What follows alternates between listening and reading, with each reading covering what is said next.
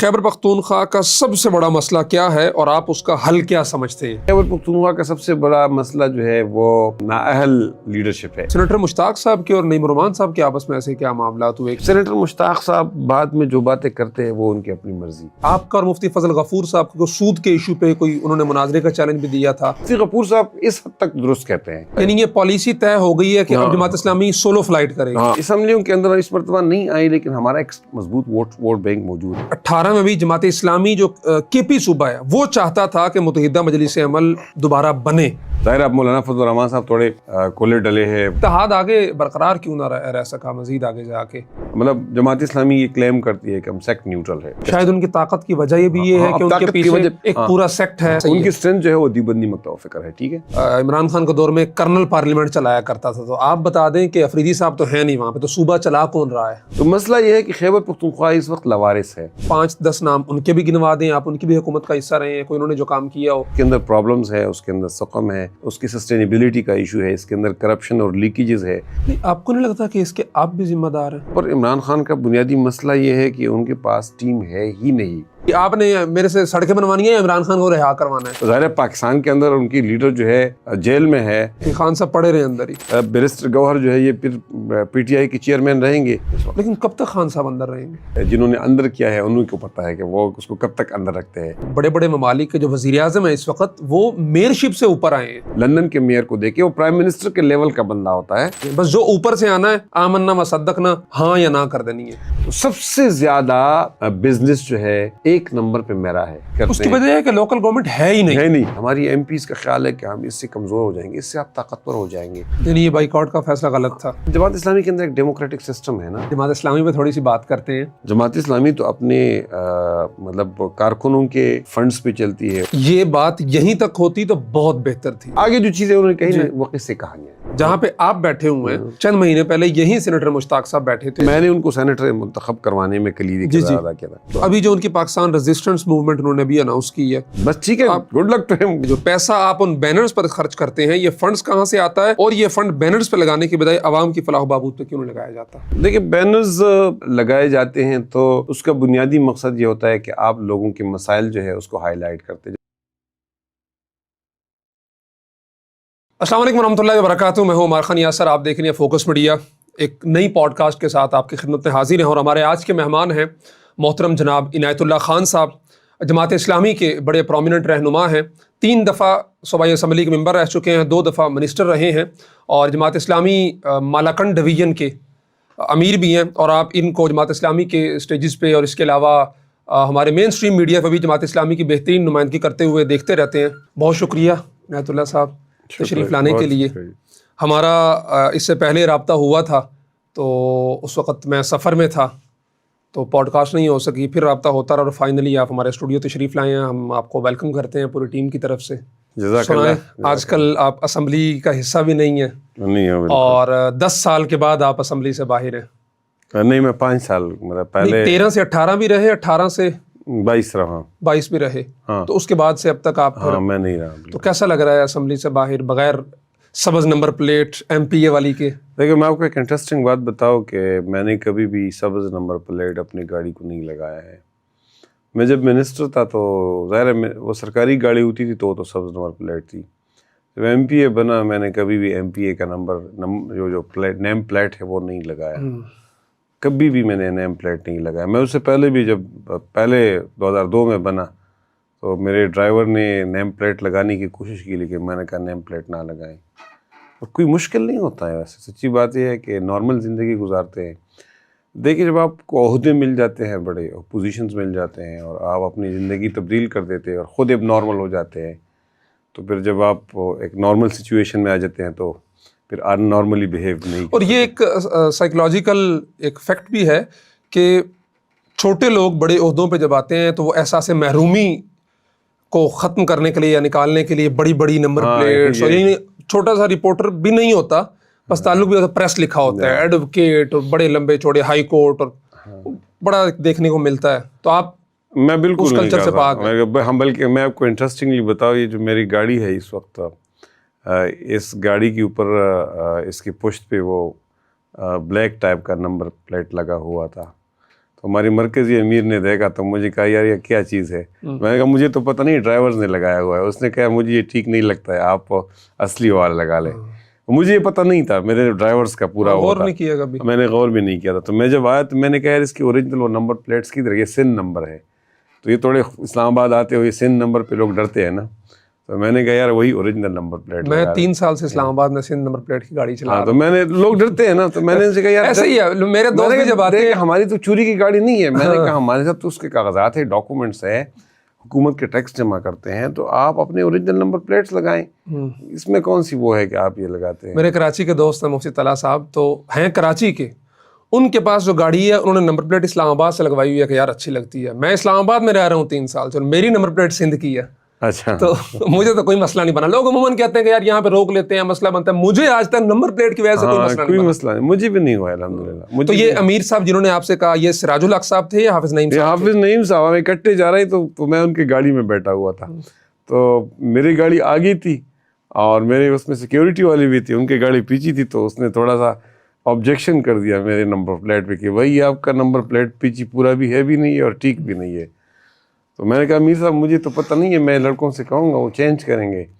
تو میں نے ان سے کہا یار آپ نے کیوں یہ لگوایا ہوا ہے, اس کے کیا وہ ہے, آپ نے اپنے اصلی جو سندھ کے کا جو اصلی نمبر پلیٹ ہے اجرک والی, ہاں اجرک والی, اب تو اجرک والی تو نہیں آ گئی ہے, وہ یلو تھی. اچھا اس وقت وہ یلو والی ہیں. تو میں نے کہا وہ اوریجنل جب آپ کے ملے ہیں وہ لگا لیں.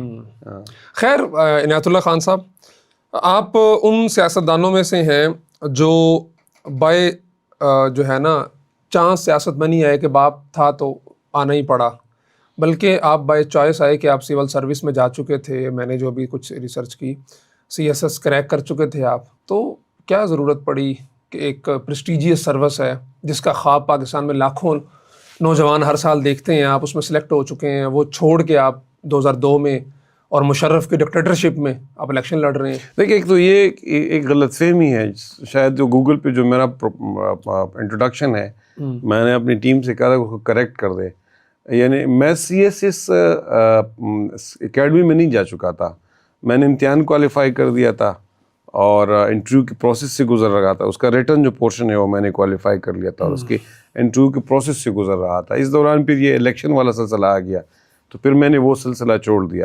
یعنی ریٹرن کر لیا تو انٹرویو بھی ہو ہی جاتا, ریٹرن میں آپ نے دیکھا کہ ہم اکثر جو 98% لوگ ریٹرن میں ہی رہ جاتے ہیں. ہاں, تو وہ اصل میں پارٹی, میں جماعت اسلامی کے اندر ایکٹیو تھا, اسلامی جمعیت طلبہ کے پلیٹ فارم سے بھی ایکٹیو رہا, فیملی بھی ایکٹیو رہی, فیملی کے اندر بھی لوگ, بھائی آپ کے میرے خیال میں میرے بھائی بھی MPA رہے. والد صاحب کوئی کسی انتخابی عہدے کے لیے تو نہیں لڑے, لیکن جماعت اسلامی کے ایک فعال لوکل رہنما تھے, لیڈر تھے, اور اس کے لیے کام کرتے رہے. تو پارٹی نے فیصلہ کر دیا اور میں نے سب کچھ چھوڑ کے ادھر چلا گیا. پارٹی کا ڈیسیجن تھا. پہلے میں یونین کونسل کا ناظم بنا, اور پھر مشرف کا دور آیا تو مشرف نے وہ گریجویشن کی شرط لگا دی. تو گریجویشن کی شرط کی وجہ سے پارٹی کے ساتھ جو آپشنز تھے وہ لمیٹڈ ہو گئی. تو ظاہر ہے مجھے بھی ایک آپشن کے طور پہ انہوں نے ڈال لیا, اور پھر پارٹی نے فیصلہ کیا. تو مشورہ ہونے کے بعد پھر میں یہاں آ گیا. سچی بات یہ ہے کہ اب آپ اگر اس کی کیلکولیشن کریں گے تو اگر میں سول سروسز میں جاتا تو ہو سکتا ہے میری اپنی ذاتی زندگی جو ہے ہوتی وہ تھوڑی سی آرگنائزڈ ہوتی, آرام سے ہوتی, بچے بھی سیکٹری تک ہوتے ہیں. ہاں, ہمارے کلیگز اب کمشنرز ہیں, ہمارے کلیگز اب DIGs ہیں, سیکرٹریز ہیں, ایڈمنسٹریٹو سیکرٹریز ہیں. میرے اپنے کچھ قریبی کلیگز جو ہے ہم اکٹھے پڑھ چکے ہیں, وہ ایڈمنسٹریٹو سیکرٹریز ہے. ریلوے میں بھی ہمارے مطلب کوئی دوست وغیرہ. جب کبھی آپ لوگ بیٹھتے ہیں تو کیا بات ہوتی ہے کہ عنایت اللہ خان صاحب صحیح رہ گئے یا وہ جو سول سروس میں چلے گئے وہ صحیح رہ گئے؟ انٹرسٹنگلی یہ بتاؤں کہ جب میں پہلی مرتبہ منسٹر بنا 2002 میں, تو آئی واز کوائٹ ینگ. میں 26 سال کا 25-26 سال کا ہی تھا. ینگسٹ منسٹر رہے. ہاں, ینگسٹ منسٹر رہا. وہ ہم JUI کے آصف اقبال داؤدزئی تھے اور میں, ہم دونوں اکٹھے کیبنٹ کے اندر اچھے دوست تھے, اب بھی ہمارے ساتھ رابطہ رہتا ہے. تو اس وقت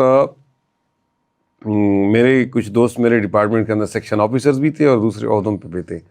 ظاہر انٹریکشن ہوتا رہا, اور میرا خیال تھا کہ میں پولیٹکس میں رہ کے میں نے اچھا ڈیلیور کیا ہے. یعنی میرے ہاتھوں سے ہاسپٹلز اپ گریڈ ہوئے, میں میڈیکل کالجز بنائی, یونیورسٹی بنائی, اسکولز بنائیں، سینکڑوں کے تعداد میں اپنے حلقے کے اندر اسکولز بنائیں، ہزاروں کی تعداد میں ملازمتیں جنریٹ کی، صوبائی اسمبلی کے اندر لیجسلیشن کے اندر میں نے کنٹریبیوٹ کیا، ایز اے پولیٹیکل ورکر اپنے علاقے کے لیے آواز اٹھائی، کے پی کے لیے آواز اٹھائی۔ میں سمجھتا ہوں کہ پولیٹکس جو ہے، آپ اگر ایک مقصد کے لیے کرتے ہیں، آپ کی زندگی کا مقصد متعین ہو، آپ کی زندگی کا سمت متعین ہو، تو میرا خیال ہے کہ پالیٹکس جو ہے پھر عبادت ہے۔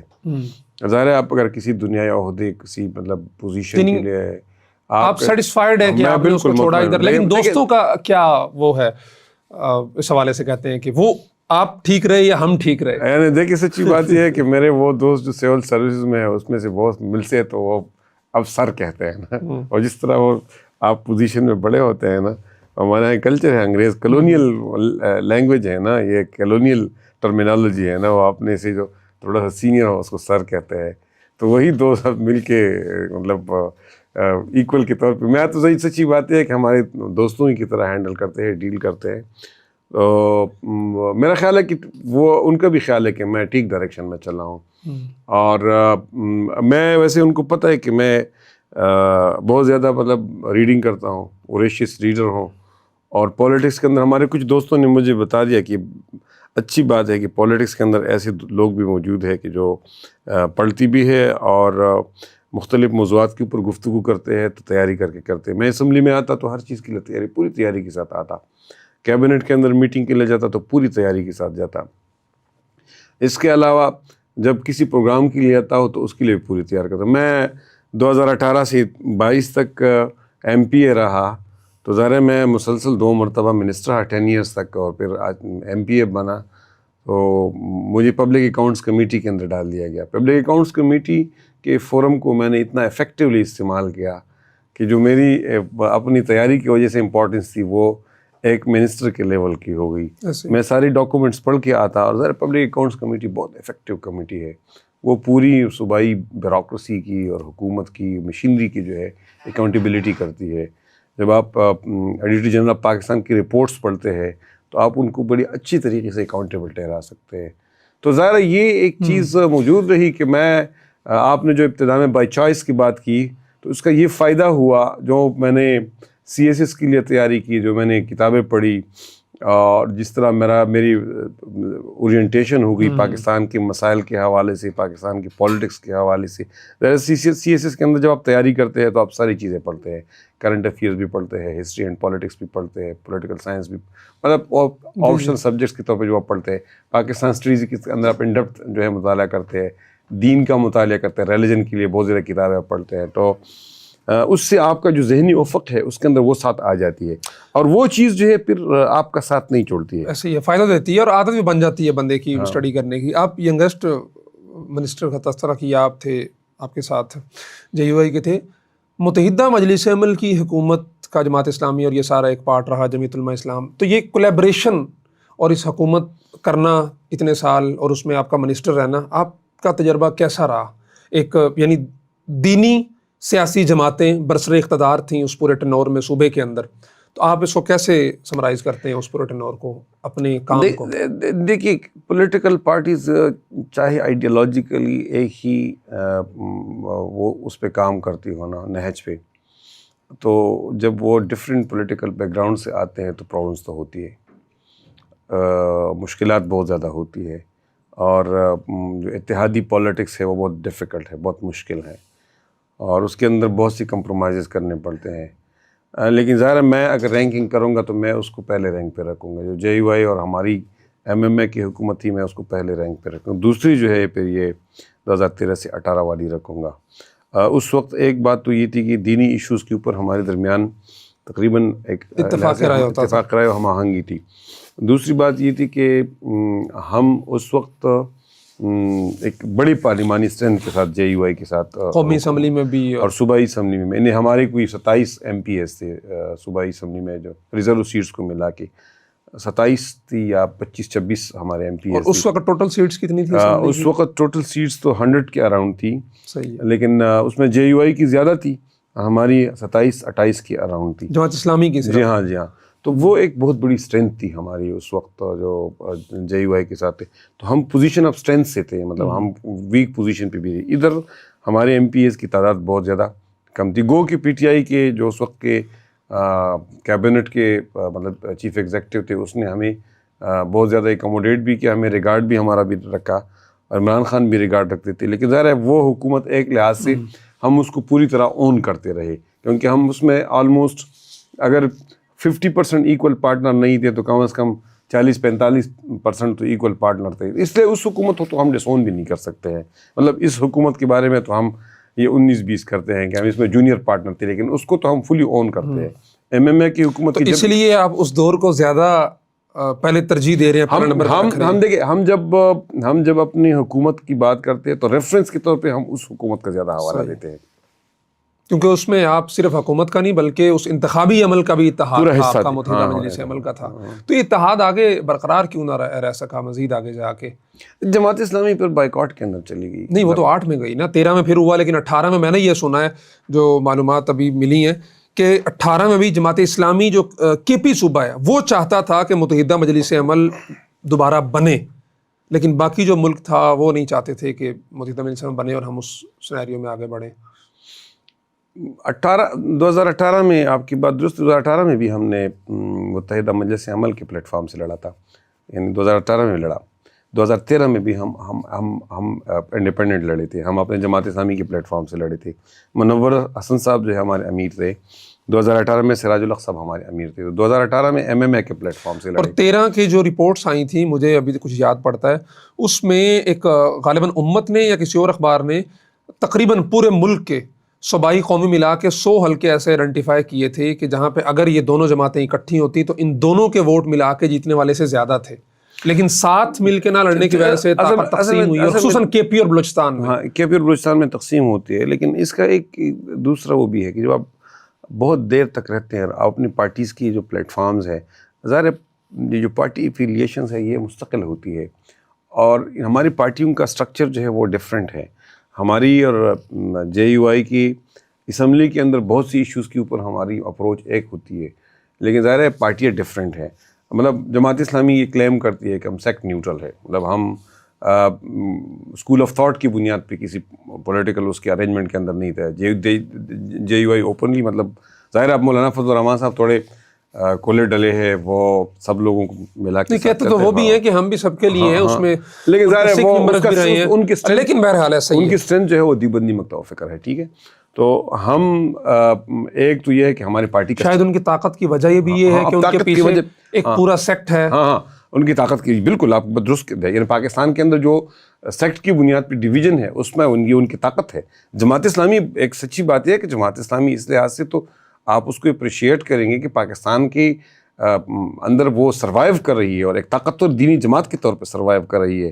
یعنی کہ جہاں ایک طرف پنجاب کے اندر دیوبندی بریلوی مکتب فکر بہت زیادہ اسٹرانگ ہے, پھر پوری پاکستان کے اندر دیوبندی مکتب فکر ہے, اس طرح اب تو سلفی جو مکتب فکر ہے وہ بھی گروتھ کر رہا ہے اور آگے بڑھ رہا ہے. اور جماعت اسلامی سیکٹ نیوٹرل جماعت ہونے کی دعویٰ کرتی ہے اور پاکستان کے اندر نہ صرف سروائیو کرتی ہے بلکہ ایک بہت بڑا اسٹرانگ بیس رکھتی ہے. نہیں, اسٹرانگ بیس پھر ایک پریشر گروپ کے طور پہ ہوا نا, اسمبلیوں میں تو اس دفعہ کچھ بھی نہیں ہے. دیکھیں اسمبلیوں کے اندر اس مرتبہ نہیں آئی, لیکن ہمارا ایک مضبوط ووٹ بینک موجود ہے. اسمبلیوں کے اندر جو جس ویو کے نتیجے میں جو نقصان اے این پی کو پہنچا, اس ویو نے جو نقصان کے پی کے اندر پیپلز پارٹی کو پہنچا ہے, اس ویو نے جو نقصان مسلم لیگ نون کو پہنچا ہے, اس ویو نے جے یو آئی کو جو نقصان پہنچا, جے یو آئی بڑی پریزنس تھی ان کی کے پی اور بلوچستان کے اندر, تو اس ویو کے ہم بھی مطلب وکٹم بنی. ظاہر ہے یہ تو پرماننٹ نہیں ہے نا, یہ جو ویو ہے پی ٹی آئی کا ویو, یہ پرماننٹ تو نہیں ہے, یہ ریسیڈ کرے گا. ظاہر ہے کسی وقت یہ ریسیڈ کرے گا, اور ہمیں بات کرنی چاہیے اس پہ. کم از کم کے پی کے اندر تو میں اس پہ یکسو ہوں کہ ان کی گورننس پہ, ان کی انیفیشنسی پہ, ان کی کرپشن پہ, ان کی انکمپیٹنسی پہ ہمیں بات کرنی چاہیے.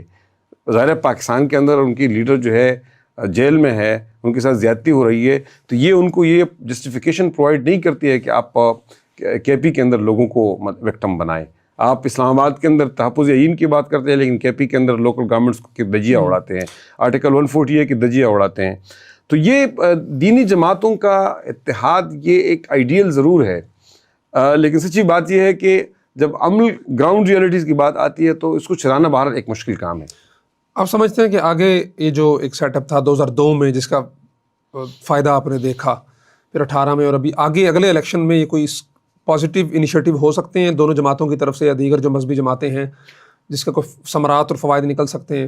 دیکھ، جماعت اسلامی کا جو اندرونی ایک پالیسی ڈائریکشن طے ہوئی وہ سراج الحق صاحب کے دور میں طے ہوئی تھی. ٹھیک ہے. وہ یہ تھی کہ ہم الیکشن تو اکیلے لڑیں گے اور ہر جگہ لڑیں گے اور ہر جگہ اپنے کینڈیڈیٹس فیلڈ کریں گے، اور اس کی بیک گراؤنڈ پہ کچھ سائنٹیفک ہمارے اسٹڈیز ہے. صحیح. یعنی ہمارا جو پورا یعنی یہ پالیسی طے ہو گئی ہے کہ اب جماعت اسلامی سولو فلائٹ کرے گی. ہاں یہ طے ہو گئی ہے. ہاں اس پالیسی کے اندر یہ گنجائش موجود ہے کہ ہم الیکشن کے بعد بھی کولیبریشن کر سکتے ہیں، الیکشن سے پہلے بھی کسی جگہ پہ سیٹ ایڈجسٹمنٹ وغیرہ وہ پارٹی کی انڈرسٹینڈنگ سے ہو سکتی ہے. یعنی ایک لحاظ سے یہ ہے کہ دینی جماعتوں کے حوالے سے جماعت اسلامی کے اندر بحیثیت مجموعی ایک سافٹ کارنر موجود ہے، اور دینی جماعتوں کے حوالے سے ہم ہمیشہ سے ریسٹرینٹ کا مظاہرہ کرتے ہیں، تنقید کے حوالے سے محاذ نہیں کھولتے ہیں، اور اسمبلیوں کے اندر جا کے وہ کولابریشن بھی نیچرل ہوتی ہے. مجھے یاد ہے کہ جب یہ 2018 سے آنورڈ ہم اپوزیشن میں تھے تو دینی ایشوز پہ ہمارا اور JUI کا موقف ایک ہوا کرتا تھا، ہم اسمبلی کے اندر ایک ہی چیز پہ اکٹھے ہوتے تھے. لیکن جماعت اسلامی کا یہ ڈیسیجن ہے، ظاہر پارٹی پالیسی ہے، مرکزی پالیسی ہے، اور ہم اسی پالیسی کے اندر چلتے ہیں. یہ دینی ایشوز پہ دینی جماعتوں کا ایک ہونا سمجھ میں آتا بھی ہے، آپ بھی دین کے لیے کر رہے ہیں، قرآن و حدیث ہمارا ایک ہے.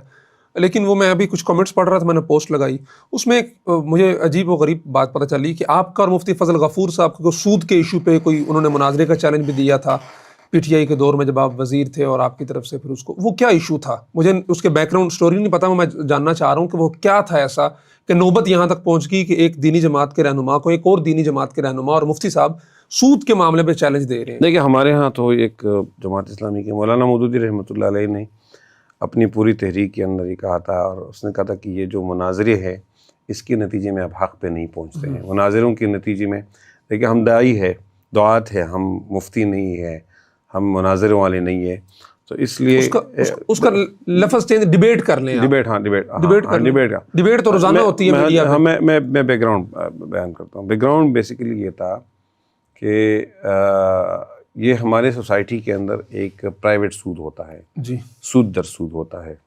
قرآن عظیم الشان بھی ان کے اندر بھی سود در سود کا ذکر موجود ہے. اس پہ پشاور ہائی کورٹ کا ڈیسیجن آیا، پھر سپریم کورٹ کا بھی آیا کہ خیبر پختونخوا حکومت پہ اس پہ قانون سازی کرنی چاہیے کہ یہ جو نجی سود ہو رہا ہے اس کو قابل دست اندازی پولیس جو بنا دیا جائے. صحیح ہے.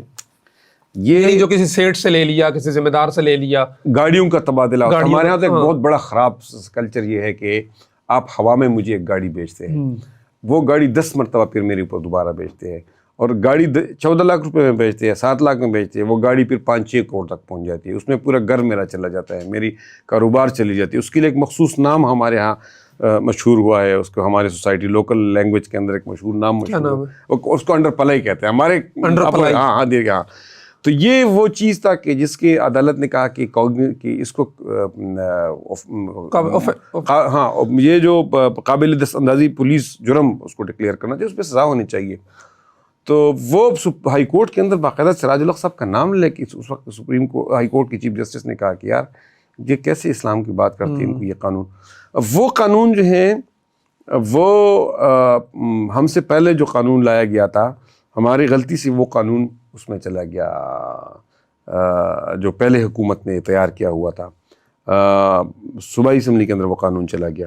وہ جب چلا گیا تھا تو ہمارے اپنے علماء بھی ان کی نشاندہی کی. مولانا محمد اسماعیل صاحب تھے، ہمارے ڈاکٹر عطاء الرحمان صاحب تھے، ایک اور ہمارے ایک ریٹائرڈ بیوروکریٹ تھے، انہوں نے ان سب نے نشاندہی کی کہ اس کے اندر یہ سقم اور غلطی ہے. مفتی غفور صاحب نے بھی بات کی.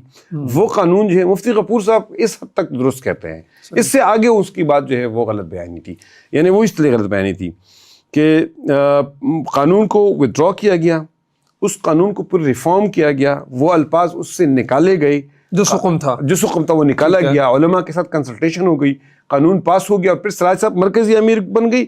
اس پوری پروسیس کو میں نے اسپیئر ہیڈ کیا. وہ قانون پاس بھی ہو گیا، وہ امپلیمنٹ بھی ہو گیا. مفتی غفور صاحب نے کئی مجالس کے اندر یہ کہا کہ میری وجہ سے وہ قانون جو ہے وہ پاس نہیں ہو سکا. حالانکہ حقیقت یہ نہیں ہے. اس میں 2 ڈیسیجنز ہوئے. ایک ڈیسیجن یہ ہوا کہ اس قانون کو ہم پاس کریں گے یہ جو پرائیویٹ سود ہے اس کے اوپر تو صوبائی حکومت ہاتھ ڈالے گی. اور دوسرا یہ کہ چونکہ مرکز کے اندر سود کا خاتمہ جو ہے وہ ہمارے صوبائی اسمبلی کے ڈومین میں نہیں ہے, تو اس پہ اس اسمبلی سے ہم نے ایک ریزولوشن مرکز کو پاس کروائی کہ مرکز کی ذمہ داری ہے کہ وہ سودی نظام جو ہے اس کو ختم کرے. اس پہ ظاہر جماعت اسلامی فیڈرل شریعت کورٹ میں بھی مسلسل تھی, تو وہ قانون جو ہے وہ اب موجود ہے, اس قانون کے اوپر فیصلے بھی ہو رہے ہیں. اس کے اندر سقم موجود تھا, اس سقم اس کے سے نکال لیا گیا. صحیح ہے. تو فضل غفور صاحب نے جو آپ نے بات کی وہ کہتے ہیں میری وجہ تو یہ کلیکٹیو ایفرٹ تھی, یہ سب کی مل جل کے, آپ کے لوگ بھی تھے اور سب نے مل جل کے. لیکن میں نے کہا اس حد تک تو وہ درست کہتے ہیں کہ انہوں نے سقم تھے, انہوں نے کہا سقم تھے, ہمارے لوگوں نے, آپ کے لوگوں نے بھی, لیکن اس نے کسی جگہ میں نے ان کو یہ سنتے ہوئے دیکھا ہے کہ یہ قانون بھی پاس ہی نہیں ہو گیا. حالانکہ یہ قانون پاس ہو گیا تھا اس اسمبلی سے, یہ اسی اسمبلی سے پاس ہو گیا تھا, اس کو کریکٹ کر دیا گیا اور وہ قانون اب امپلیمنٹڈ ہے. صحیح ہے. اور اس سے بڑے لوگوں کو فائدہ ہو رہا ہے. اس کے تحت یہ جو پرائیویٹ نجی سود ہے نا, یہ بہت بڑی مصیبت ہے خیبر پختونخوا کے بہت, یہ اسپیشلی ہمارے جو رورل ایریاز ہے اس کے اندر, تو اس میں بہت بڑی ایکسپلائٹیشن ہو رہی ہے, بہت بڑی ایکسپلائٹیشن. بہت غریب فیملیز کو جو ہے وہ تباہ کیا جا رہا ہے. اور پولیس اس پہ نہیں, اب تو آپ دیکھیں آپ کے ساتھ لا موجود ہے, پہلے لا نہیں تھی, پہلے آپ ہاتھ نہیں ڈال سکتے, اب تو ہاتھ ڈال سکتے ہیں. صحیح ہے. یہ تو پی ٹی آئی کے دور کی آپ نے بات کی, ہم واپس آتے ہیں ایم ایم پی پہ. آپ وزیر صحت رہے, آپ کا صحت کا بیک گراؤنڈ نہیں تھا, تو آپ ذرا بتائیے کہ آپ کا خود جو علاقہ ہے وہ اپر دیر ہے, بہت ایک مشکل اور دور دراز علاقہ ہے, صحت کے مسائل یقیناً وہاں پہ آپ نے دیکھے ہوں گے بچپن سے ہی. تو آپ نے کے پی کی عوام کو ہیلتھ کے حوالے سے فیسیلیٹیٹ کرنے کے لیے ایسے کون سے اقدامات کیے ہیں کہ ہم کہہ سکیں کہ یار ایک نیا خون سیاست کے اندر آیا تھا, 26 سال کا نوجوان وزیر بنا تھا اور اس کو اپنے لوگوں کے مسائل کا ادراک تھا اور اس نے یہ اقدامات کیے اپنے لوگوں کو فیسیلیٹیٹ کرنے کے لیے؟ دیکھیے ہم نے سب سے پہلے تو یہ کیا کہ ہم نے ہسپتالوں کی درجہ بندی کی. ہم نے جو لوور کیٹیگری تھی وہ ڈی کیٹیگری کے ہاسپٹلس اس کو ڈکلیئر کر دیا. 40 بیڈڈ ہاسپٹل تھے اور وہ ہم نے 100 سے زیادہ بنا دیے تھے کے پی کے اندر. اس میں 100 بستروں کے بھی اسپتال تھے, 100 بستروں کو ہم کیٹیگری سی ہاسپٹل کہتے تھے. 40 بیڈڈ ہاسپٹل میں 4 اسپیشلٹیز ہوتے تھے, پھر آگے 7-8 اسپیشلٹیز 100 بیڈز میں ہوتے تھے. پھر 200 بیڈ ہاسپٹل تھا, اس کو ہم کیٹیگری بی کہتے تھے. پھر آگے 300 بیڈ ہاسپٹل اس کو ہم کیٹیگری اے کہتے تھے. اس سے آگے جو ہاسپٹلس تھے وہ tertiary care hospital, teaching hospitals تھے.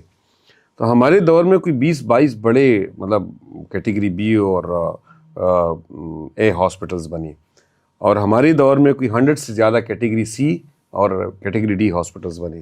اور ہمارے اس دور میں بنو میڈیکل کالج بنا, ہمارے اس دور میں مفتی محمود ٹیچنگ ہاسپٹل بنا. کس جگہ؟ ڈی آئی خان کے اندر. ہمارے اس دور میں سیدو گروپ آف ٹیچنگ ہاسپٹل بنا, یعنی ہم نے بنوایا ہے. ہمارے اس دور میں پشاور کے اندر انسٹیٹیوٹ آف کارڈیالوجی ہے, اس کی بنیاد رکھی گئی. ہمارے اس دور کے اندر پشاور کے اندر LRH کا جو بڑا بلاک ہے جس کا عمران خان نے پھر بعد میں افتتاح کر دیا, یہ بھی ہمارے دور میں اس کا کارنر سٹون جو ہے وہ ہم نے رکھ دیا تھا. اس کے ساتھ جو LRH کے اندر کیجوالٹی بنی ہے, بڑی کیجوالٹی بنی ہے, یہ ہمارے دور کے اندر پلان ہوئی تھی. Kidney and IKD institute of kidney diseases جو ہے اسلام حیات آباد کے اندر وہ ہمارے دور میں بنی. پھر یہ برن ٹراما سینٹر جو پلاسٹک سرجری والا جو سینٹر ہے یہ ہمارے دور میں آپریشنل ہوا. ہمارے دور میں یہ بنے تو پہلے سے تھا لیکن ہمارے دور میں یہ آپریشنل ہوا. اور خیبر گرلز میڈیکل کالج, خیبر میڈیکل یونیورسٹی ہمارے دور میں بنی. تو یہ جتنی بھی بڑے ہاسپٹلز ہیں, بڑے پروجیکٹس آپ کو نظر آ رہی ہیں, سارے ہمارے زمانے میں بنے. یہ اکرم خان دورانی یہ اور ہماری کولیشن گورنمنٹ تھی, ہم نے متحدہ مجلس مل کے حکومت بنی. اور یہ جو بعد میں پی ٹی آئی کی حکومت ہے, پی ٹی آئی کی حکومت نے کوئی بڑا ہاسپٹل, میں یہی بات کرنا چاہ رہا ہوں. آپ نے اتنے سارے نام گنوائے ہیں. ابھی پچھلے دنوں آپ کے جو سہیلا فریدی صاحب ہیں وزیر اعلیٰ, انہوں نے بھی کافی سارے نام گنوائے اور بعد میں چلا جی یہ تو 30 سال پرانے اسپتال ہیں, آپ ابھی نام گنوائے. ان کے ایڈوائزر شفیع جان تھے, اس نے کہا تھا. ہاں انہوں نے.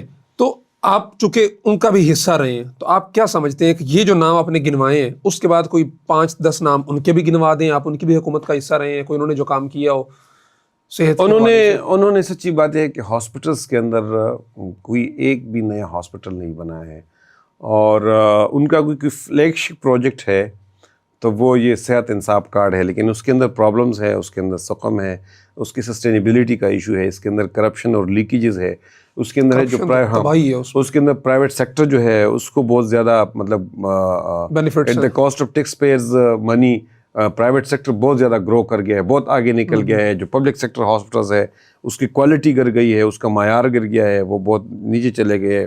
اور جب میں MP تھا تو میں نے صوبائی اسمبلی کے اندر پھر میں نے دا نیوز میں اس پہ ایک آرٹیکل بھی لکھا تھا. میں نے ان کو بتا دیا تھا کہ یہ سسٹینیبل پروجیکٹ نہیں ہے. اب یہ جو NFC کی بات ہو رہی ہے اور NFC کے اندر صوبوں کے شیئر کے کم کرنے کی بات کرائی جا رہی ہے، ورٹیکل شیئر کم کرنے کی بات کرائی جا رہی ہے، کانسٹیٹیوشن کے اندر امینڈمنٹ کی بات ہو رہی ہے، تو اس پہ یہ بات سامنے آ جاتی ہے کہ اس کا سب سے بڑا وکٹم جو ہے وہ صحت انصاف کارڈ ہوگا. فیڈرل گورنمنٹ، کیونکہ یہ جو صوبائی حکومت پیسے دے رہی ہے یہ ان کی اپنے اوریجنل نہیں ہے.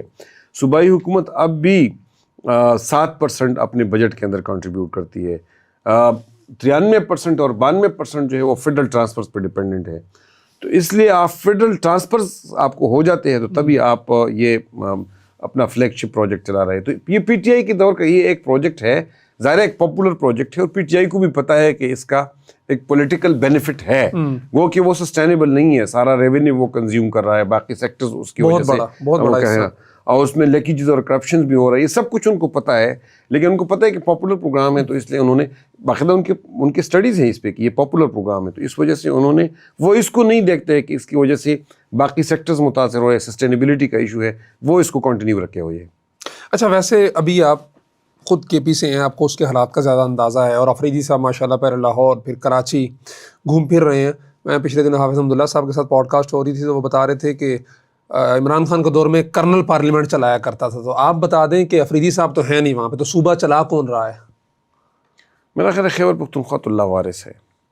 خیبر پختونخوا کے اندر تو پچھلے 13 سال سے سیکٹری صاحب چلا رہے ہیں صوبہ، کون چلا رہے ہیں؟ دیکھیں سیکٹری صاحب تو اس لیے چلا رہی ہیں کہ اب خیبر ایجنسی تیرا، خیبر ایجنسی سہیل افریدی کا آبائی مطلب ضلع ہے اور اس تیرا میں آپریشن ہو رہا ہے. آج باہر کے اندر ان کی جو بیٹھے ہوئے ٹویٹر کے مجاہدین ہیں اس میں ان کی ایک قاسم سوری صاحب ہے، ڈپٹی اسپیکر ان کے رہ چکے ہیں. انہوں نے ایکس پہ پوسٹ لگایا ہے کہ 5 لاکھ لوگ اپنے گھروں سے بے گھر ہو گئے ہیں، اور اس طرح ٹویٹ کیا ہے کہ خیبر پختونخوا کے اندر گویا ان کی کوئی حکومت نہیں ہے. حالانکہ لوگ بے گھر ہوتے ہیں، ملٹری آپریشن ہو جاتا ہے، اس میں تو پولیس اور سول ایڈمنسٹریشن بھی انوالو ہوتی ہے، تو سول ایڈمنسٹریشن وہ آپ کے انڈر آتی ہے، وہ آپ کے انڈر آتی ہے، تو آپ رسپانسبلٹی کو شفٹ کرتے ہیں. تو مسئلہ یہ ہے کہ خیبر پختونخوا اس وقت لاوارث ہے.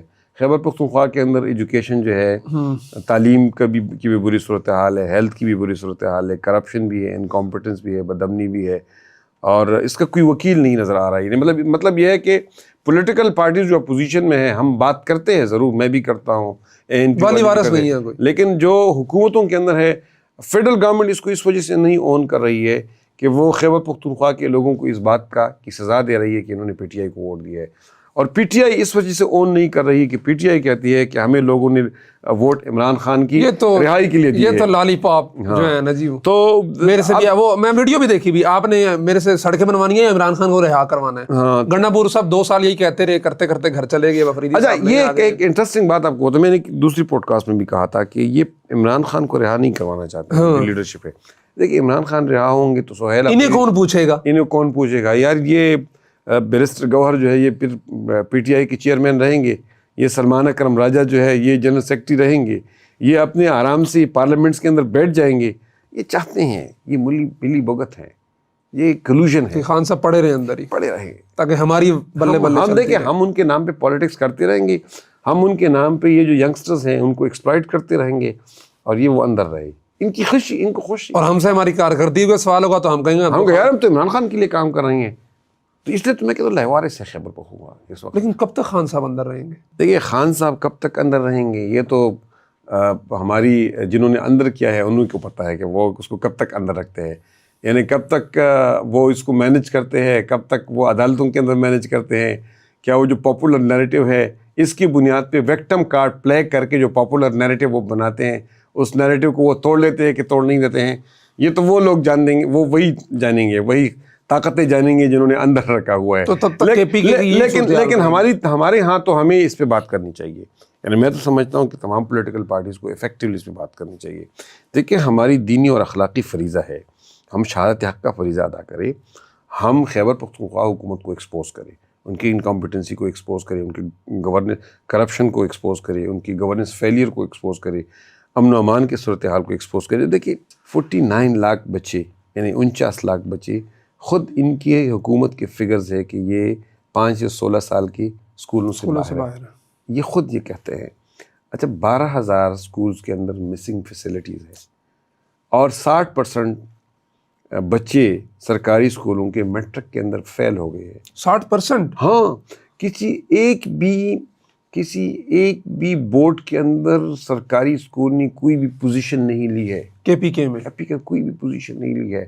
یہ جو Pakistan institute of peace studies کی رپورٹ ہے کہ 699 حملے ہوئے ہیں پاکستان کے اندر, اس میں سے 434 سے زیادہ جو ہے وہ خیبر پختونخوا کے اندر ہو گئے. 31% لاشیں جو گری ہے پوری پاکستان کے اندر ملیٹنسی کے دوران, وہ خیبر پختونخوا کے اندر گری ہے. تو ہماری پولیٹیکل ورکرز کی, میڈیا کی, ہماری ویلویشرز کی یہ ذمہ داری ہے کہ یہ ان کے بلائنڈ فالوورز ہے کہ ان کو بتائیں کہ بھائی یہ انکمپیٹنس اور یہ جو چیز ہے اس کے تو آپ ذمہ دار ہے. نہیں, آپ کو نہیں لگتا کہ اس کے آپ بھی ذمہ دار ہیں؟ یعنی میرا خیال ہے عمران خان صاحب نے آپ کو آفر کی تھی کہ پی ٹی آئی میں آ جائیں, آپ کو وزیر اعلیٰ بنا دیتے ہیں, تو آپ چلے جاتے, وزیر اعلیٰ بن جاتے, آج یہ حالات نہ ہوتے, تو میں سمجھتا ہوں کہ آپ بھی ذمہ دار ہیں. اصل دیکھیے, اور یہ مسئلہ یہ ہے, دیکھیں محمود خان صاحب مسلط ہوئے, پھر گنڈا پور صاحب مسلط ہوئے, پھر سہیل صاحب مسلط ہوئے, پرویز خٹک صاحب بھی. تو آپ جیسا ایک پڑھا لکھا آدمی ہوتا, اور یہ عمران خان صاحب نے آفر کیا آپ کو, پہلے یہ تو کنفرم کرے نا. دیکھیں انہوں نے براہ راست مجھے کوئی آفر نہیں کی, ظاہر ہے مجھے انڈائریکٹلی ان کی طرف سے باتیں آئی جی, اور ان کے قریبی سرکلز کے لوگوں نے, بیوروکریٹس نے, باقی لوگوں نے, پولیٹیشنز نے مجھے بتا دیا کہ عمران خان چاہتے ہیں کہ آپ پی ٹی آئی کے اندر آئے اور آپ کو وہ اچھی پوزیشن پہ اور اچھے رول پہ, مطلب اچھا رول بھی کے میں سی ایم بھی. ہاں, تو میں ایک بات بتاؤں, میرا اپنا تجربہ یہ ہے کہ آپ جب کسی بھیڑ اور ہجوم کے اندر چلے جائیں گے تو اس میں آپ پرائم منسٹر بنے اور چیف منسٹر بنے, آپ ڈیلیور نہیں کر سکیں گے. ایک آئیڈیالوجیکل پارٹی کے اندر جو بندہ ہوتا ہے نا, اور اس کی جو اسٹرینتھ ہوتی ہے, وہ جس طریقے سے ڈیلیور کرتے ہیں, مطلب آپ کے لوگ سلپ نہیں ہوتے ہیں, مطلب میرے پارٹی کے لوگ سلپ نہیں ہوتے ہیں. میرے پارٹی کے لوگ کم از کم وہ میری ٹیم کے اندر ہو تو وہ ڈیلیور کریں گے, وہ میری بات مانیں گے. یہ بنیادی طور پر عمران خان کا بنیادی مسئلہ یہ ہے کہ ان کے پاس ٹیم ہے ہی نہیں. ون مین شو ہے, ٹیم ہے ہی نہیں. خود بھی ان کے اندر ان کے 2018 کے اندر تو سچی بات ہے, پہلے میرا بھی 2013 سے 18 تک ان کا ریفارمز کے لیے ایک تڑپ ان کے ہاں موجود تھی. میٹنگز کے اندر ہم ان کو دیکھتے تو بہت زیادہ بات کرتے, دل سے بات کرتے, اور ریفارم پروجیکٹس لے آتے, اس میں ہم بھی کنٹریبیوٹ کرتے. لیکن 2018 سے ایک چیز کو پھر وہ ریورس کرنے لگے. لوکل گورنمنٹ اپنی کہی ہوئی باتوں کو ریورس کر دیتے. عمران خان انپریڈکٹیبل آدمی ہے نا, آپ اس کے پاس چلے جائیں گے تو اس کا کوئی بھی پتہ نہیں لگ جاتا ہے, کچھ بھی کہہ دے اور کچھ بھی کر سکتے ہیں. اور لیڈرز کو جس طرح تیزی کے ساتھ وہ تبدیل کرتے ہیں, جس طرح اپنے پارٹی کی لیڈرشپ کو تیزی کے ساتھ تبدیل کرتے ہیں, جس طرح بیوروکریسی کو تیزی کے ساتھ انہوں نے تبدیل کر دیا. یعنی مطلب ان کے یہاں کوئی چیف سیکرٹری اور کوئی آئی جی اور کوئی ایڈمنسٹریٹو سیکرٹری اور کوئی ڈپٹی کمشنر 1 سال تک نہیں رہا. تو اس وجہ سے اس حکومت کے اندر ڈیلیور کرنا گورننس کو بہتر مشکل کام ہے. لوکل گورنمنٹ کے وزیر رہے ہیں, آپ نے ابھی تذکرہ کیا. کے پی میں لوکل گورنمنٹ کا کوئی اس طرح سے, مشرف دور میں آپ جب تھے تو پنجاب میں بڑا ایک لوکل گورنمنٹ کا نظام آیا تھا, بلکہ میرا سبجیکٹ میٹرک میں بھی اور انٹر میں بھی وہ علم شہریت ہی تھا, سوئس جس کو ہم بولتے ہیں. تو اس میں میں نے بڑا ڈیٹیل میں اس کو پڑھا, وہ بڑا مضبوط تھا اور لوگوں تک پہنچتے بھی تھے اثرات, کیونکہ ایک پوری ہائرارکی ہوتی ہے. ابھی ایم پی ایم این اے کا کام گٹریں بنانا, سڑک بنانا, یہ تو نہیں رہ گیا, وہ تو لوکل گورنمنٹ نے کرنا ہوتا ہے. جبکہ پنجاب میں تو الیکشن ویسے نہیں ہونے دیے جا رہے, اسلام آباد میں ابھی اناؤنس ہوئے, وہ پھر ڈیلے ہو گئے. کے پی میں کچھ ہوئے تھے لیکن وہاں بھی وہ جمعیت کے میئر بن گئے اور وہ پھڈے سارے. آپ لوکل گورنمنٹ کے وزیر رہے ہیں, آپ بتائیں کہ لوکل گورنمنٹ کا ایسا کون سا نظام ہونا چاہیے جس سے فائدہ ایک عام گلی کے عام گھر کے رہائشی کو پہنچ سکتا ہے, نہ کہ ایم پی ایم این اے سے وہ جس کا کام لیجسلیشن ہے وہ اس کے پاس جا کے سڑک اور گٹر اور یہ ساری چیزیں نالی بنوانے کے لیے پھرتا رہے. اچھا, میں آپ کو ایک دلچسپ بات بتاؤں کہ جب عمران خان کے ساتھ ہماری کولیشن گورنمنٹ بنی تو میں اس ورکنگ گروپ کا چیئرمین تھا جو لوکل گورنمنٹ کا 2013 کا ایکٹ بنا رہا تھا. انہوں نے عجیب و غریب قسم کے لیجسلیٹو پیسز یہ لے آئے. تو میں اور ڈاکٹر اقبال خلیل صاحب, ایک فارمر نائب ڈپٹی ناظم تھے پشاور کی جماعت اسلامی کی, بڑی سیزنڈ ہمارے رہنما ہے, ہم جماعت اسلامی کو ریپرزینٹ کرتے رہے. تو انہوں نے ہمیں کہا کہ بھئی آپ ہمارے ڈاکومنٹ پہ اعتراض کرتے تو آپ کا ڈاکومنٹ کون سا ہے؟ تو ہم نے 2002 کا مشرف والا لوکل گورنمنٹ ایکٹ پیش کر دیا. اس نے کہا یہ تو لوکل گورنمنٹ مشرف کا آرڈیننس ہے مشرف. ہم نے کہا بھائی وہ 2001 کا جو ان کا آرڈیننس تھا نا وہ اس کو ہم اون کرتے ہیں.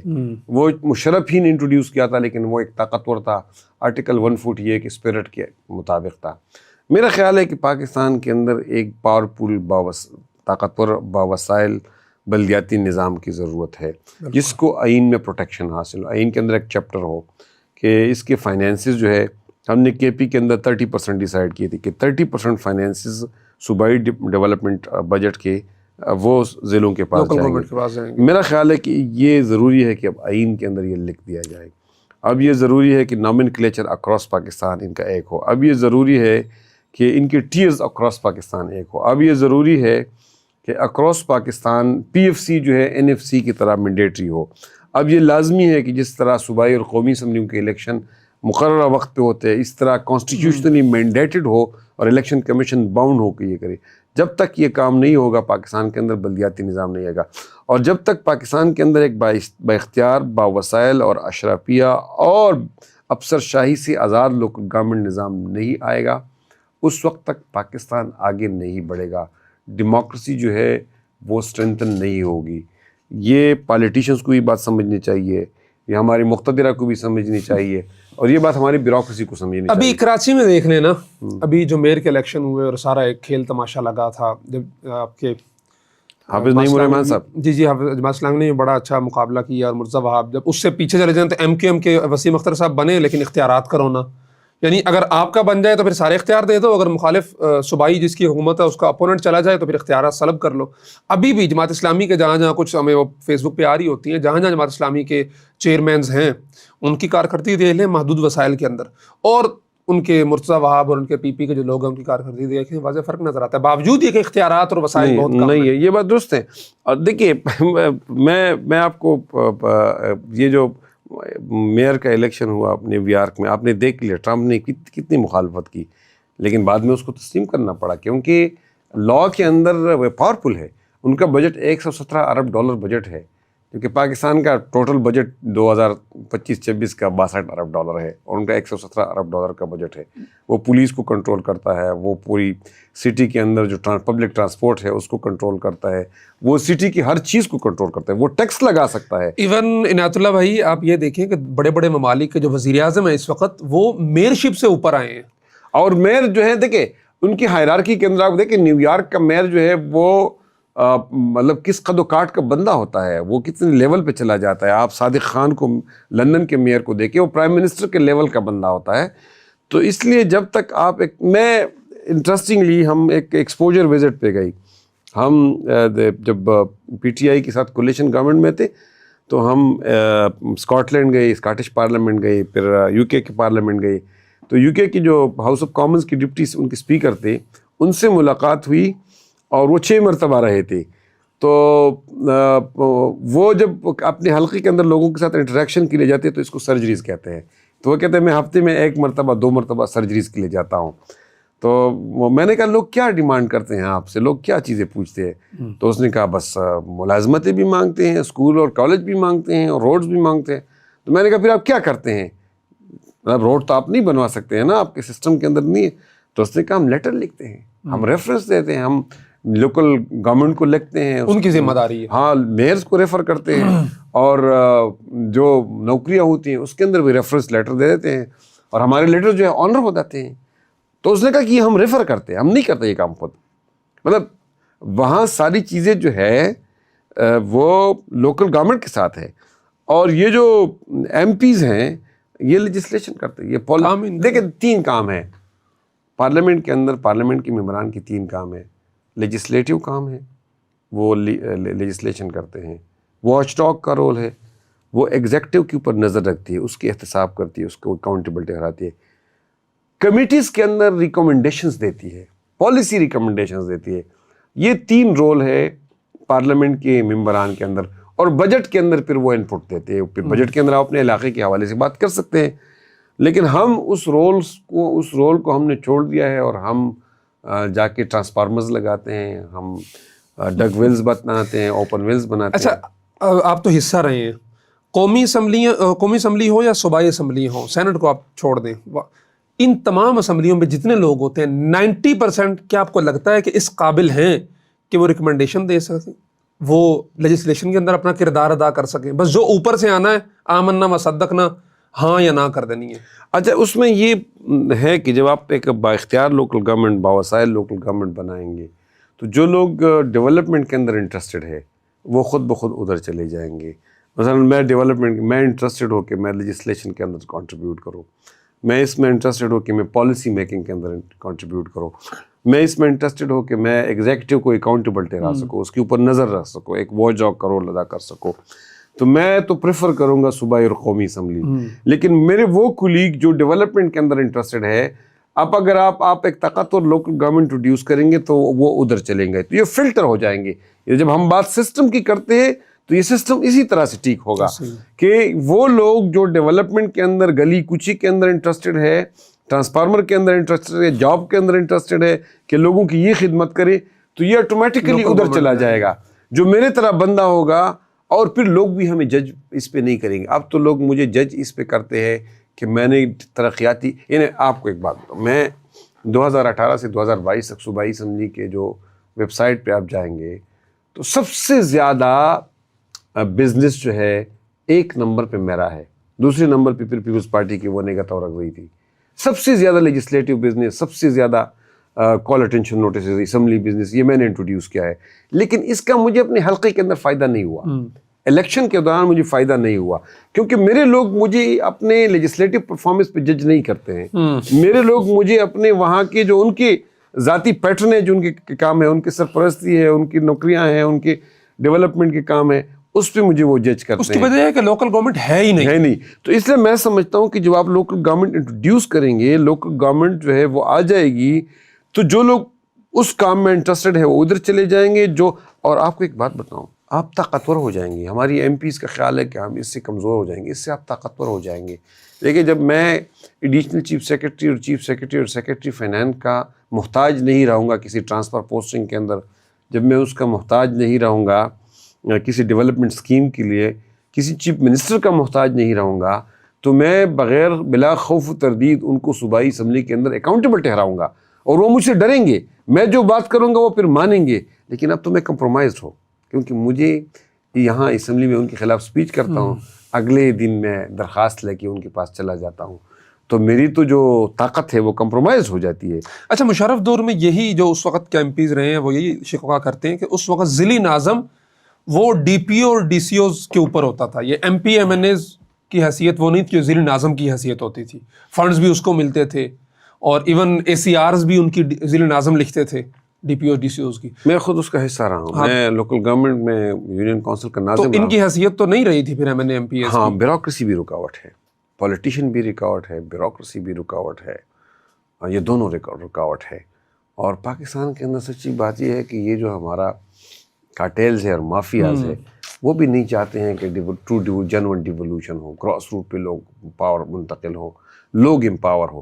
اصل مسئلہ تو ہے یہ کہ ہم لوگوں کو امپاور نہیں کرنا چاہتے ہیں، کیونکہ اس سے وہ جو خاندانی ایک وہ ہے وہ بھی ٹوٹے گا نا، جب نئی قیادت آئے گی لوکل سے۔ یہ جو جمود ہے پاکستانی پولیٹکس کے اندر، یہ ٹوٹے گا ہی اسی جگہ سے کہ جب آپ پولیٹکس کو ڈیوالو کریں گے، جب آپ وسائل کو ڈیوالو کریں گے، جب آپ گراس روٹ پہ لوگوں کو اپنے وسائل کو کنٹرول کرنے، اپنے مسائل کو پرائرٹائز کرنے میں، اور اپنے اسکیموں کو اور اپنے ترجیحات کے مطابق امپلیمنٹیشن کے لیے ان کو امپاور کریں گے، تو گورننس بھی بہتر ہو جائے گی، چیزیں بھی بہتر ہو جائے گی، پارٹیسپیشن بھی ہو جائے گی، اور یہ ایک جینوئن ڈیموکریسی بنے گی۔ خیر، سیاست پہ ادھر ادھر بہت بات کر لی ہے، جماعت اسلامی پہ تھوڑی سی بات کرتے ہیں۔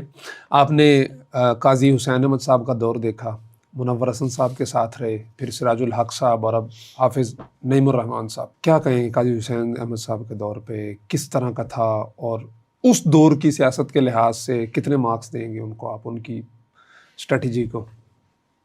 دیکھیے، جماعت اسلامی ایک تو یہ ہے کہ ایک کنٹینیویشن ہے۔ سچی بات یہ ہے کہ آپ یہ نہیں کہہ سکتے کہ وہ بہتر تھے، یہ بہتر نہیں ہے۔ قاضی صاحب چونکہ زیادہ عرصہ رہے، قاضی صاحب ایک پورا شوب دور کے اندر رہے. قاضی صاحب 77 اور 79 کے اندر جماعت اسلامی کی جنرل سیکرٹری بنے، اور اس وقت یہاں پاکستان کے اندر افغان جہاد کا سلسلہ شروع ہو گیا، اور قاضی صاحب بہت ایکٹیولی یہاں بھی انوالو، یہاں مطلب جو افغان مجاہدین ہیں ان کے ساتھ ان کا انٹریکشن رہا، اور باقی دنیا کے ساتھ بھی ان کا انٹریکشن رہا، تو اس کی پرسنالٹی کی گروتھ ہو گئی.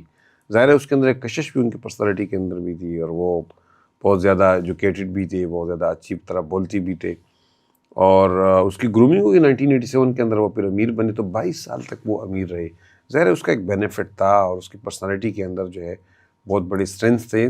تو اس وجہ سے اس وقت جماعت اسلامی جو ہے وہ اس کو بہت بڑی ایک لحاظ سے پاپولیرٹی ملی. لیکن ہمارا 2008 کا بائیکاٹ اور پھر 1997 کے بائیکاٹ کے اندر تھوڑی سی ہماری کمزوری ہو گئی ہماری جماعت کی. یعنی یہ بائیکاٹ کا فیصلہ غلط تھا؟ یعنی ظاہر ہے میں تو یہ نہیں کہہ سکتا آپ اس وقت تو وہ لیکن اس وجہ نقصان ہوا ان فیصلوں کا. ہاں پولیٹیکلی نقصان. پھر آگے جب آپ جائیں گے تو منور صاحب صرف 4 سال امیر رہے، 5 سال امیر رہے، اور پھر سراج صاحب 10 سال تک امیر رہے. ایک ہی ٹینور منور حسن صاحب. ہاں منور صاحب ایک ہی ٹینور میں فارغ ہو گئے. سراج صاحب تو ظاہر ہے میرا خیال ہے کہ جماعت کی امیر جو ہے کنٹینیوٹی بڑی ضروری ہے لیڈرشپ کے لیے.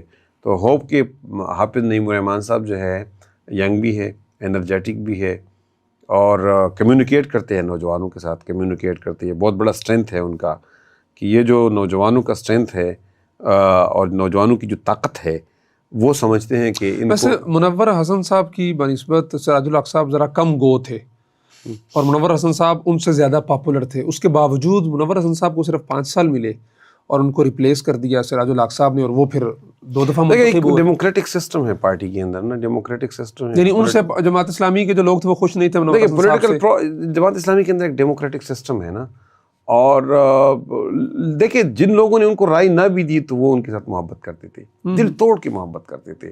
منور صاحب جو ہے ایک ملنگ آدمی تھے، ایک درویش آدمی تھے، تو جن لوگوں نے ان کے ساتھ اختلاف بھی کیا نا وہ بھی ان کے ساتھ محبت کرتے تھے. جماعت اسلامی کی یہ خوبی ہے، میں نے اندر ساری چیزیں دیکھی ہے.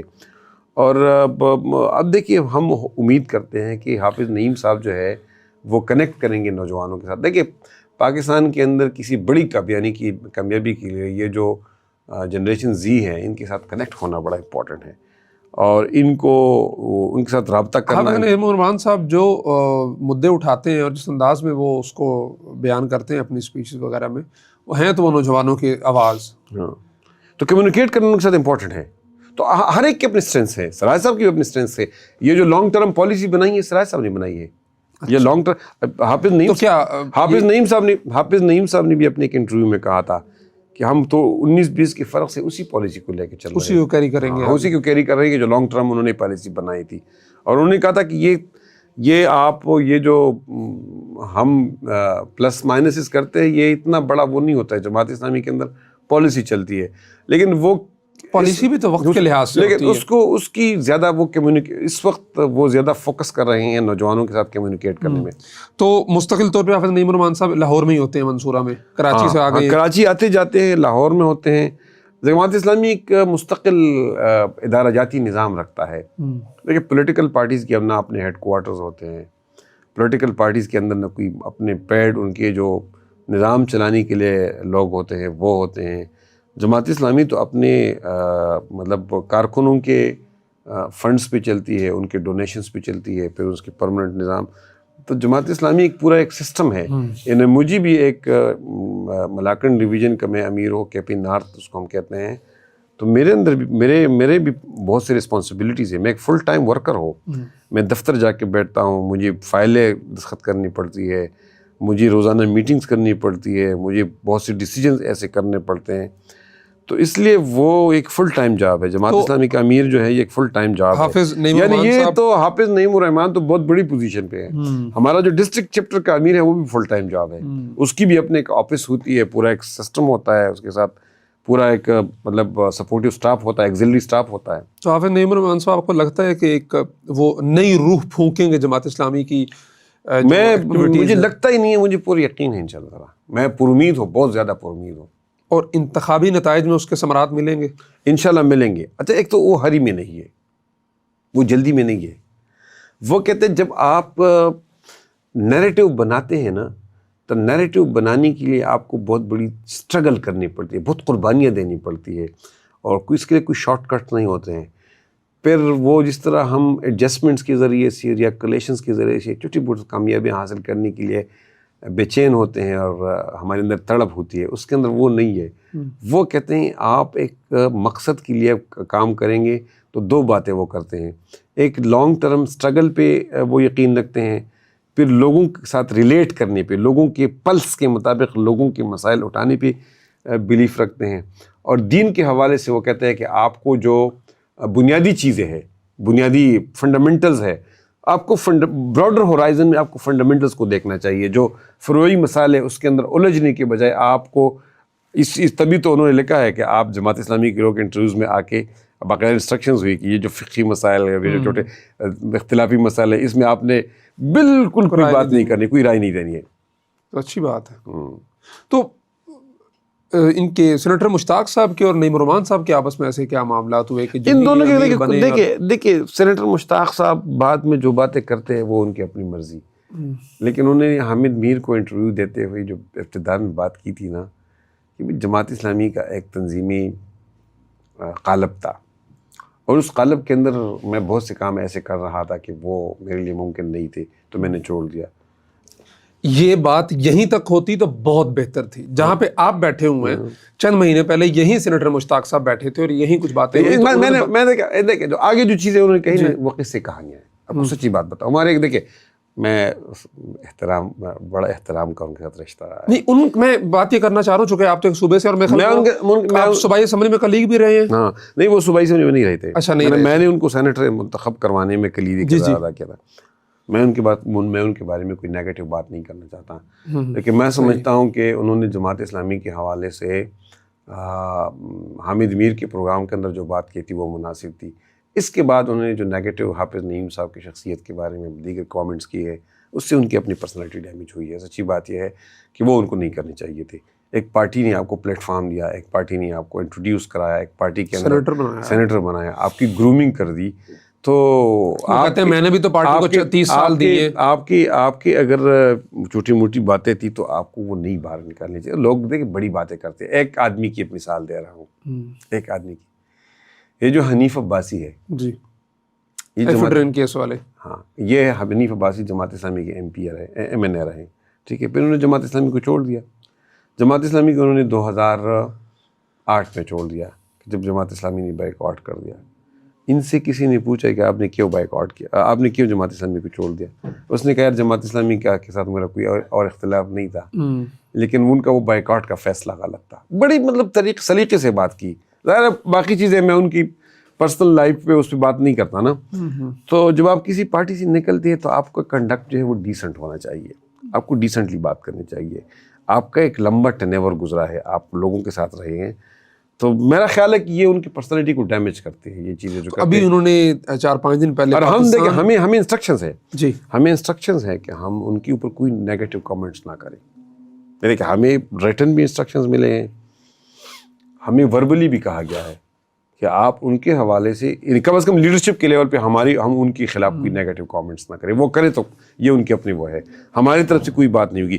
کوئی نیچے سے ہمارے کوئی کارکن وغیرہ جذبات میں آ کے کامنٹس لے کے, یہ ان کی مرضی ہے, ہم کوئی نیگیٹو کامنٹ. جماعت کی پالیسی یہ ہے کہ کوئی ہم لیڈرشپ کے لیول پہ کوئی نیگیٹو بات نہیں کریں گے. تو ابھی جو ان کی پاکستان ریزسٹنس موومنٹ انہوں نے بھی اناؤنس کی ہے, بس ٹھیک ہے, آپ کیا سمجھتے ہیں؟ گڈ لک ٹو ہم, گڈ لک ٹو ہم. وہ اگر وہ ان کی نیت ٹھیک ہے اور وہ کسی ڈائریکشن کے اندر چلنا چاہتے ہیں اور لوگ ساتھ دے رہے ہیں, ساتھ دے, تو یہ تو لوگوں کی مرضی ہے, لوگ چلے جائیں ان کے پاس. گڈ لک ٹو ہم.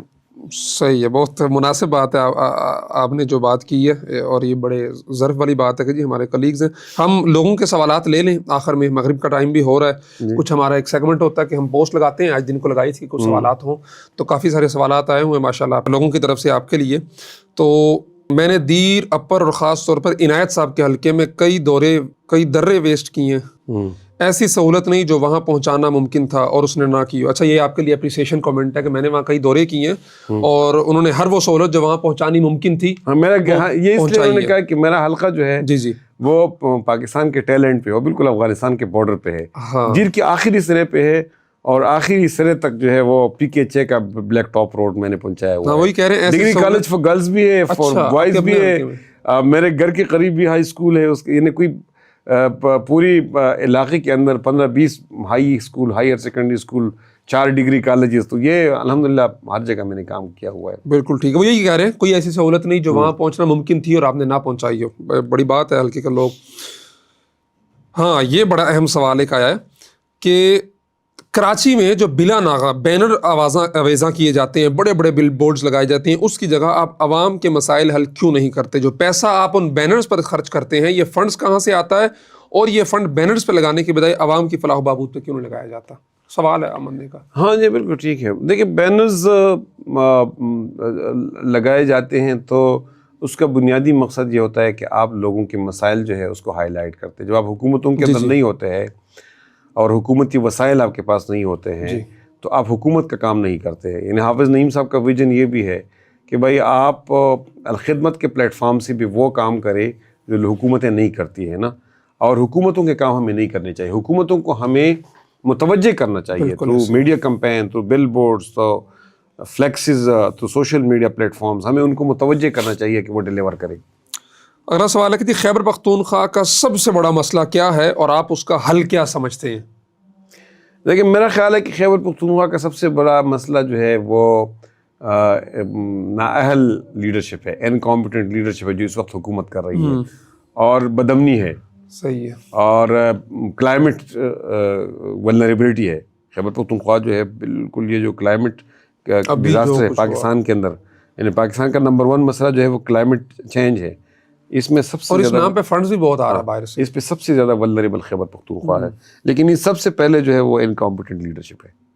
انکمپیٹنٹ لیڈرشپ کو ہٹانا اور لیڈرشپ پوزیشنز کو دیانتدار لوگوں کے سپورٹ کرنا, اہل لوگوں کے سپورٹ کرنا, یہ وہ جدوجہد ہے جس میں عوام کو اور نوجوانوں کو ہمارا ساتھ دینا چاہیے. اچھا ویسے KP میں ہم دیکھا جائے تو متحدہ مجلس عمل کو دوبارہ موقع نہیں ملا, چلیں وہ تو بائیکاٹ ہو گیا, پھر ANP اس کو موقع نہیں ملا, لیکن PTI کو تیسری دفعہ مسلسل موقع ملا. دیکھیں یہ ایک جو مفروضہ تھا نا وہ PTI نے غلط ثابت کر دیا کہ خیبر پختونخوا کے اندر پارٹیوں کو تسلسل ملنا چاہیے. ایک پارٹی کو تسلسل کے ساتھ مل گیا, ان کو تسلسل مل گیا.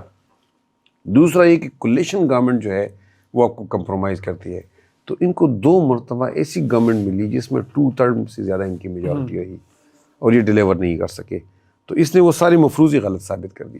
لیکن ان کی عوام کو بھی تو دیکھیں نا, جنہوں نے پہلے کسی پارٹی کو نہیں موقع دیا لیکن ان کو کھل کے موقع دے رہے ہیں. ان کو کھل کے موقع دے رہے ہیں. عوام کو ایجوکیٹ کرنے کے لیے آپ کیا بہت زیادہ ضروری ہے, بہت زیادہ ضروری ہے. دیکھیں یہ سوشل میڈیا کے پلیٹ فارمز ہیں, یہ بڑا افیکٹو ہے. سچی بات یہ ہے آپ کے کروڑوں لوگ سوشل, آپ کو پاکستان کے اندر آپ شاید مجھ سے بہتر جانتے ہیں کوئی 7-8 کروڑ لوگ یوٹیوب دیکھتے ہیں, اس طرح 7-8 کروڑ کے اراؤنڈ فیس بک دیکھتے ہیں, 14 کروڑ ٹک ٹاک اکاؤنٹ سے پاکستان ٹک ٹاک, اور 20 کروڑ جو ہے وہ موبائل سبسکرائبرز ہے, اور میں نے کہیں دیکھا کہ 150 ملین تک اسمارٹ فونز ہیں. وہ اسی سوشل میڈیا پہ کسی دور دراز گاؤں دیہات کے اندر بیٹھا ہوا اس بات پہ خوش ہے کہ میرے خان کی واک کیسی ہے, پیچھے شلوموں کے اندر چلتا ہوا. تو یہ جو پلیٹ فارم ہے اس کو افیکٹولی استعمال کرنے کی ضرورت ہے. اس کو بہت زیادہ ایک ان کا بند ہے باہر بیٹھا ہوا صابر شاکر صاحب کے بڑے نون جرنلسٹ ہے, انہوں نے پچھلے دنوں پشاور کی جو قلعہ والا حصار کے اراؤنڈنگ کے AI جنریٹڈ ایک ویژول شیئر کی. تو ظاہر پشاور کے اندر ان کی اکثر اس طرح کی ہوتی رہتی ہے, وہ پتہ نہیں کون سے پاکستان یہ غلط, یہ جو ڈس انفارمیشن اور مس انفارمیشن ہے اس کو ہمیں کاؤنٹر کرنا چاہیے.